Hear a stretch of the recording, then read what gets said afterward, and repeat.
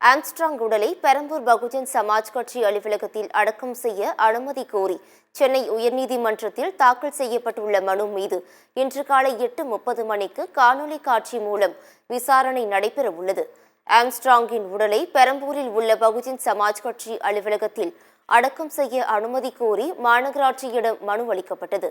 குடியிருப்பு பகுதியில் உடலை அடக்கம் செய்ய பல்வேறு கட்டுப்பாடுகள் உள்ளதால் இதற்கு சென்னை மாநகராட்சி அனுமதி வழங்கப்படவில்லை. இதையடுத்து ஆம்ஸ்ட்ராங் உடலை கட்சி அலுவலகத்தில் அடக்கம் செய்ய அனுமதி கோரி அவரது மனைவி பொற்கொடி சென்னை உயர்நீதிமன்றத்தில் மனு தாக்கல் செய்தார். இந்த மனுவை அவசர வழக்காக விசாரிக்க உயர்நீதிமன்ற பொறுப்பு தலைமை நீதிபதி அனுமதி அளித்தார். இதையடுத்து இந்த வழக்கு இன்று காலை 8:30 மணி அளவில் காணொலி காட்சி மூலம் விசாரணைக்கு எடுத்துக் கொள்ளப்படுகிறது.